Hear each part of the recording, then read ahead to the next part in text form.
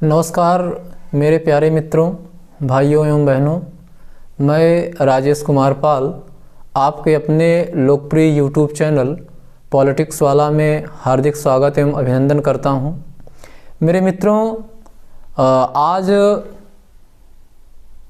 जो हमारा टॉपिक है प्लेटो, आज हम प्लेटो पर डिस्कस करेंगे और आज से जो सिलेबस के अकॉर्डिंग जो भी चिंतक हैं हमारे सिलेबस में, उस पर हम उन सभी पर बारी बारी से उनके एक एक बिंदु को कवर करते हुए आगे बढ़ेंगे। और इसी के क्रम में आज हम जो पहला विचारक ले रहे हैं प्लेटो को, जैसा कि बोर्ड पर आपके सामने लिखा है और आपको दिख रहा होगा कि प्लेटो का जन्म 428 BC 428 ईसा पूर्व में हुआ था और इनकी मृत्यु 347 ईसा पूर्व में हुई थी। और मृत्यु के समय प्लेटो लाज नामक पुस्तक लिख रहा था। मित्रों, ये जो लाज नामक रचना है प्लेटो की, ये इसकी अंतिम रचना है। और जिस समय प्लेटो इस पुस्तक को लिख रहा होता है, उसी समय इनकी मृत्यु हो जाती है। और इस पुस्तक को उसके शिष्य फिलिप ने पूरा किया था। और चूँकि प्लेटो जी इसको लिख ही रहे थे, उसी दौरान उनकी डेथ हो जाती है और उनके इस अधूरे कार्य को पूरा किया उनके शिष्य फिलिप ने। और मित्रों, जिस समय प्लेटो का जन्म होता है, जिस समय प्लेटो पैदा हुआ, उस समय पेनोपेनेशियन युद्ध चल रहा था। अब देखिए, ये जो पेनोपेनेशियन युद्ध है, ये इसके बारे में थोड़ा सा आप लोग जान लीजिए तो ज़्यादा अच्छा होगा। ये पेनोपेनेशियन युद्ध एथेंस और स्पार्टा के बीच चल रहा था और ये एक 28 वर्षीय युद्ध था। और इस युद्ध में एथेंस को करारी हार का सामना करना पड़ा और हम ये कह सकते हैं कि एथेंस बिल्कुल एक प्रकार से टूट गया था, मतलब उसकी एक बड़ी शर्मनाक हार होती है। तो इन सब का प्लेटो के जीवन पर बड़ा गहरा प्रभाव पड़ता है। इससे प्लेटो को जब इस बारे में जानकारी होती है तो उससे प्लेटो को बहुत दुख होता है। तो ये जो पेनोपेनेशियन वार है, जो पेनोपेनेशियन युद्ध है, तो ये एक 28 वर्षीय युद्ध था। और इसी नाम से, पेनोपेनेशियन वार के नाम से, थ्यूसिडाइडस एक यथार्थवादी विचारक है और उसने अपनी किताब लिखी पेनोपेनेशियन वार। तो मित्रों, ये जो पेनोपेनेशियन वार था, ये एथेंस के लिए एक बहुत बड़ी, बहुत शर्मनाक हार थी और इससे एथेंस एक प्रकार से बिल्कुल टूट गया था। बहुत ही, मतलब एक प्रकार से उसकी ये शर्मनाक हार थी। और प्लेटो का जो वास्तविक नाम था वो अरिस्टोक्लीज, या कहीं कहीं अरिस्टोक्लीज भी मिलता है, दोनों में से कोई भी, अरिस्टोक्लीज या अरिस्टोक्लीज। और इसका उपनाम अफलातून था। प्लेटो का उपनाम अफलातून था। ये अफलातून जो है अरबी भाषा का शब्द है। अफलातून अरबी भाषा का शब्द है। तो अरबी भाषा में प्लेटो को अफलातून के नाम से भी जाना जाता है। और प्लेटो का एक नाम प्लेटो है, जैसा कि मैं बार बार कह रहा हूँ। तो चूँकि प्लेटो का जो शारीरिक गठन था वो बहुत ही सुडौल था और वो शारीरिक रूप से बहुत मजबूत था, तो इसीलिए उसके व्यायाम शिक्षक ने उसे प्लेटो नाम दिया था। और प्लेटो के पिता का नाम एरिस्टोन था, जो कि एथेंस के अंतिम शासक कार्ड्स के वंश से संबंधित थे। और इनकी माता का नाम परिकेटियनी था, जो कि एथेंस के प्रसिद्ध विधिशास्त्री सोलन के वंश से संबंधित थे। और सोलन को एथेंस का मनु भी कहा जाता है। सोलन को एथेंस का मनु भी कहा जाता है। और प्लेटो ने अपनी युवावस्था में, अर्थात प्लेटो जब जवान था उस समय उसने एथेंस में 2 असफल सरकारें देखी। उसमें से पहली सरकार थी ये 30 लोगों का शासन और दूसरी सरकार थी लोकतांत्रिक सरकार। तो मित्रों, ये जो 30 लोगों का शासन था, इसी शासन के दौरान सुकरात के ऊपर युवाओं को पथभ्रष्ट करने का आरोप लगाया गया। ये जो 30 लोगों का शासन है, इसी शासनकाल के दौरान प्लेटो के गुरु सुकरात पर ये आरोप लगाया गया कि वो युवाओं को पथभ्रष्ट कर रहे हैं, वो युवाओं को गलत दिशा में ले जा रहे हैं, वो युवाओं को शासन व्यवस्था के खिलाफ भड़का रहे हैं, वो तमाम प्रकार की चीज़ें। तो इसने ऐसा आरोप लगाया। और जो ये लोकतांत्रिक सरकार थी, इसी सरकार के दौरान सुकरात के ऊपर अनैतिकता के अभियोग में विष का प्याला दिया गया। और जैसा कि आप जानते हैं कि सुकरात जो कि प्लेटो के गुरु थे, उन्होंने विष का प्याला पिया और इस घटना से भी प्लेटो को अपार कष्ट हुआ, क्योंकि प्लेटो अपने गुरु सुकरात को विश्व का सबसे अच्छा आदमी, विश्व का सर्वश्रेष्ठ आदमी मानता था। और प्लेटो ने लगभग 8 या 9 वर्ष तक सुकरात से शिक्षा ग्रहण की।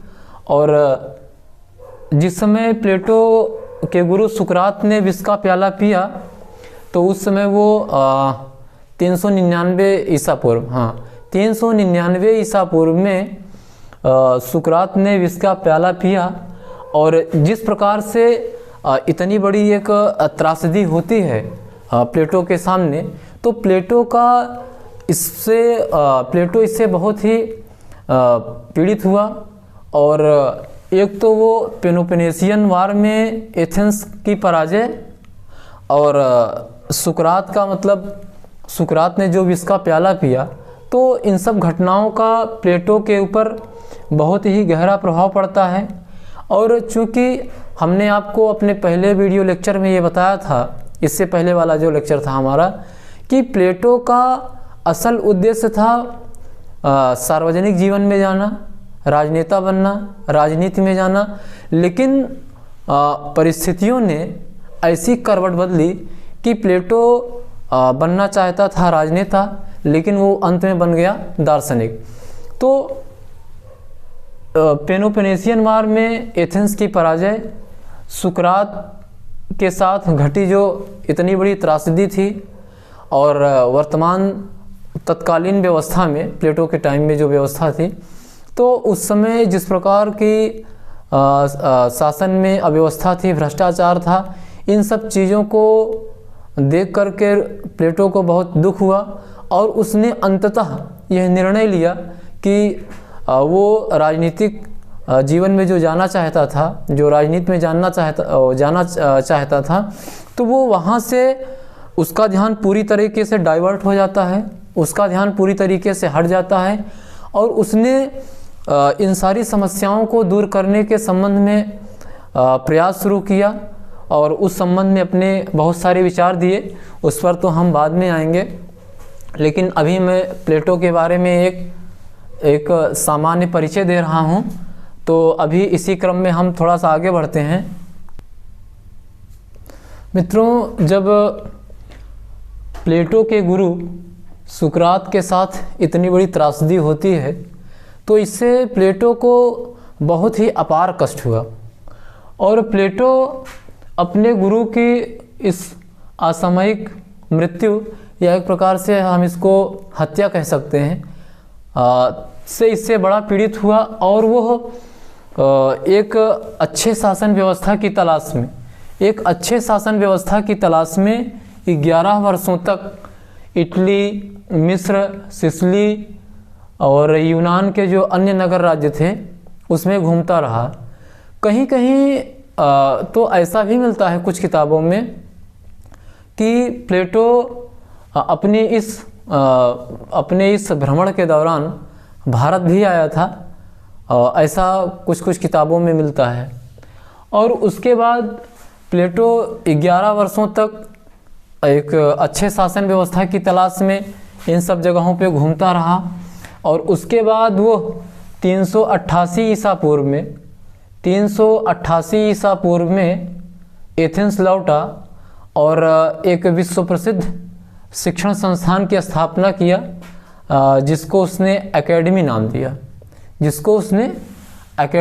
दिया।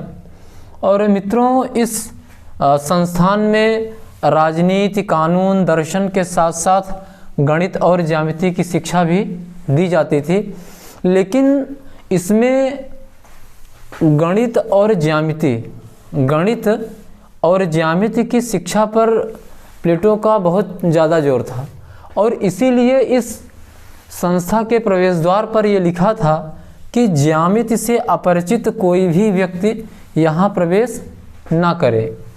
ज्यामिति से अपरिचित कोई भी व्यक्ति यहाँ प्रवेश ना करे, क्योंकि आप जब हम आगे प्लेटो की जैसे जो आदर्श राज्य का मतलब जो उसका विचार है, फिर उसने स्टेट्समैन में क्या कहा है, फिर लाज वगैरह में जो बातें उसने बताई हैं, तो वहाँ हम आपको बताएंगे और कि प्लेटो ने अपने दर्शन में ज्यामिति का कितना इस्तेमाल किया है। ज्यामिति का बहुत ज़्यादा इस्तेमाल किया है।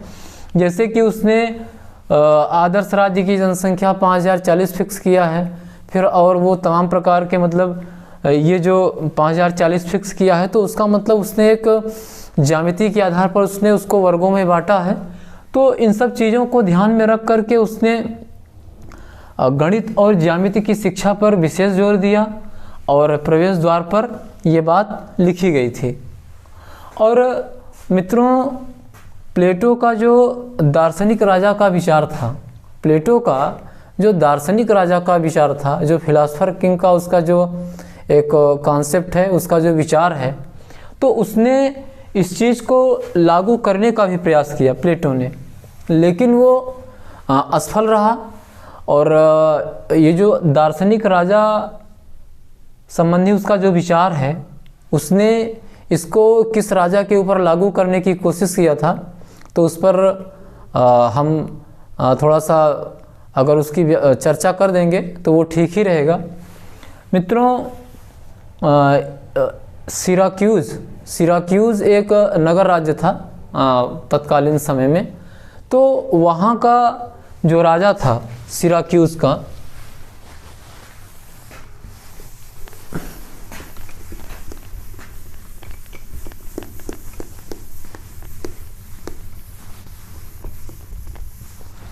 तो मैं ये कह रहा हूँ कि सिराक्यूज़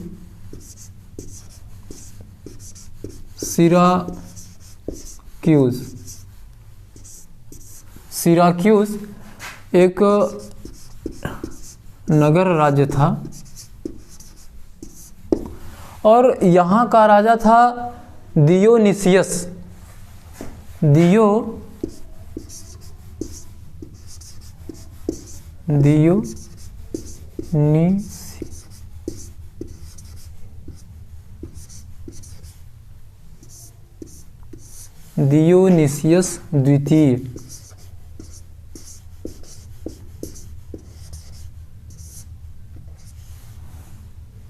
दियोनिसियस द्वितीय। तो सिराक्यूज़ नामक एक नगर राज्य था, और यहाँ का राजा था दियोनिसियस द्वितीय। तो प्लेटो ने इसको एक आदर्श राजा के रूप में प्रशिक्षित करने की कोशिश किया, और अंततः प्लेटो इसमें सफल नहीं हो सका, क्योंकि राजा थोड़ा सा स्वेच्छाचारी टाइप का था। और ये जो दियोनिसियस द्वितीय है, तो प्लेटो जब इसको एक आदर्श राजा के रूप में प्रशिक्षित करने का काम शुरू किया, तो उसने इनको बहुत सारी चीज़ें बताई, और शुरुआत में प्लेटो को इस संबंध में सफलता भी मिलती है। लेकिन जैसा कि मैंने आपसे कहा कि ये राजा स्वेच्छाचारी था, क्योंकि असल में बात ये थी कि भाई देखिए, आज लोकतंत्र का ज़माना है, डेमोक्रेसी का ज़माना है। अगर मान लीजिए आप किसी सरकार को चुनते हैं, कोई सत्ता में जाकर के कितना भी मनमानी करने की कोशिश करे तो उस प्रकार का व्यवहार तो राजतंत्र की तरह कर नहीं पाएगा, एक चीज़। दूसरी चीज़, अगर मान लीजिए कि वो सत्ता का दुरुपयोग करने की कोशिश करता भी है तो जो एक निश्चित समय पर जो चुनाव होता है तो उस चुनाव के दौरान तो उसको जनता के बीच में आना ही है। तो आज तो बहुत सारे मतलब प्रतिबंध हैं, बहुत सारी चीज़ें हैं तमाम प्रकार की, लेकिन उस समय क्या था कि भाई राजतंत्र का ज़माना था, चीज़ें थी नहीं। और तो ये राजा मतलब maximum most of the king उस समय इसी प्रकार के आपको मिलेंगे। तो ये स्वेच्छाचारी टाइप का था। तो इसी को लेकर के प्लेटो और डियोनिसियस द्वितीय में थोड़ा सा टकराव हो गया। तो प्लेटो फिर एक बार सिराक्यूज से पुनः एथेंस वापस लौट आए। तो कुछ समय के बाद जब डियोनिसियस द्वितीय को कुछ लगा या उसको एहसास हुआ जो भी है, तो उसने प्लेटो को पुनः आमंत्रित किया कि आप आइए और हम आपसे शिक्षा ग्रहण करने के लिए तैयार हैं। तो प्लेटो को जब इसने जब डियोनिसियस द्वितीय को ये लगा कि हमें प्लेटो से शिक्षा ग्रहण करनी चाहिए, तो डियोनिसियस द्वितीय ने प्लेटो को पुनः आमंत्रित किया कि आप सिराक्यूज आइए, हम आपसे शिक्षा ग्रहण करने को तैयार हैं। तो प्लेटो को जब दोबारा डियोनिसियस द्वितीय सिराक्यूज के लिए आमंत्रित करता है तो प्लेटो उस समय बड़े अनिच्छुक थे, वो जाना नहीं चाहते थे क्योंकि एक बार घटना घट चुकी थी। तो फिर प्लेटो अंततः सिराक्यूज जाते हैं। तो वो तारेंतम के शासक आर्खिनास के मदद से वो जाते हैं और डियोनिसियस द्वितीय को प्रशिक्षित करने लगते हैं। लेकिन कुछ समय के बाद फिर किसी चीज़ को लेकर के दोनों में टकराव हो जाता है और अंततः प्लेटो के लिए समस्या पैदा हो जाती है। और फिर वो प्लेटो तारेंतम के शासक प्लेटो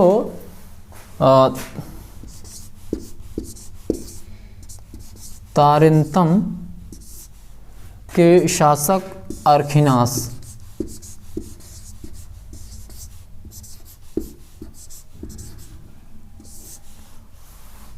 प्लेटो तारेंतम के शासक आर्खिनास की मदद से एथेंस आते हैं और आदर्श राजा के संबंध में जो प्लेटो का मतलब एक कल्पनालोकी विचार था। हालांकि प्लेटो को ये शुरुआत में नहीं समझ में आया क्योंकि प्लेटो उस समय जो व्यवस्था में जो खामियां थीं और जिस प्रकार से वो तमाम सारी घटनाएं घटी थी तो उससे प्लेटो बहुत ही पीड़ित थे। और प्लेटो का मेन उद्देश्य ये था कि हम व्यवस्था में जो भी बुराई है उसको समाप्त करेंगे। तो व्यवस्थाओं में उस समय जो बुराई थी तो उन बुराइयों को समाप्त करने के क्रम में प्लेटो इतने ज़्यादा एक प्रकार से हाइपोथेटिकल हो गए, एक प्रकार से इतने यूटोपियन विचार उन्होंने प्रस्तुत कर दिया कि वो उसका जो व्यवहारिक पहलू है, उसका जो एक व्यवहारिक एस्पेक्ट है, उस पर प्लेटो का ध्यान जा नहीं पाया। और जब प्लेटो ने उन विचारों को अप्लाई करने की कोशिश किया या उन विचारों को किसी के ऊपर लागू करने की कोशिश किया तो वो उसमें सफल नहीं हो पाए। तो अंततः प्लेटो को ये एहसास हुआ कि इस प्रकार के राजा धरती पर मिलना शायद मुश्किल है। और फिर उन्होंने, जैसा कि हमने आपको बताया, कि अपने आदर्श राजा संबंधी विचार को इनके ऊपर लागू करने की कोशिश किया, इनको प्रशिक्षित करने का उन्होंने कार्य भी किया, लेकिन अंततः वो उसमें असफल रहे।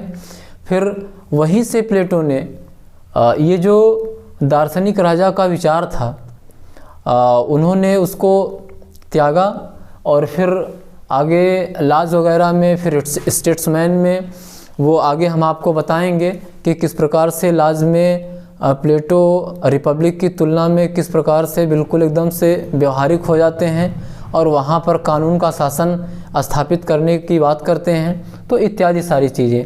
तो मित्रों, हमने आज आपको ये बताया कि प्लेटो का जन्म कहाँ हुआ, कैसे हुआ, फिर वो किस प्रकार से घटनाक्रम आगे बढ़ा और वो तमाम प्रकार की चीज़ें। और फिर प्लेटो के विचारों में जो कुछ गड़बड़ियाँ थीं, अंत में प्लेटो को इसका एहसास हुआ और उन्होंने उसमें सुधार किया। और फिर उसके बाद लाज में स्टेट्समैन में फिर उनके विचार कैसे बदलते हैं और अंततः वो जा कर के लाज में कानून को सर्वोच्च मान लेते हैं और कानून को राजा से भी सर्वोच्च मानते हैं। जबकि रिपब्लिक में प्लेटो कानून को महत्व नहीं देता है, वो दार्शनिक राजा को महत्व देता है। और उनका ये मानना था कि एक अच्छी तरीके से प्रशिक्षित जो व्यक्ति होगा वो जो मानवीय बुराइयां होती हैं उनसे अछूता रहेगा और शासन व्यवस्था में किसी प्रकार की गड़बड़ी नहीं होने देगा। लेकिन उनकी ये सोच अंततः सही सिद्ध नहीं हुई और उनको फिर ये लगा कि शायद गड़बड़ी हो गई है और उन्होंने लाज में इसलिए अपने विचार को बदला और कानून को उन्होंने सर्वोच्च प्राथमिकता लाज में दिया।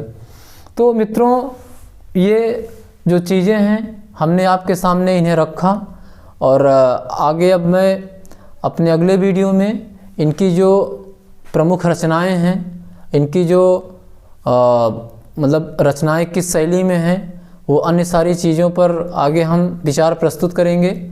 और हम समझते हैं कि आज आपको इससे काफ़ी मदद मिली होगी और इसी प्रकार से हम लोग धीरे धीरे आगे बढ़ते रहेंगे और एक एक विचारक के एक एक बिंदु पर विचार करते चलेंगे और हम आप मिल कर के इस कारवां को आगे बढ़ाएंगे।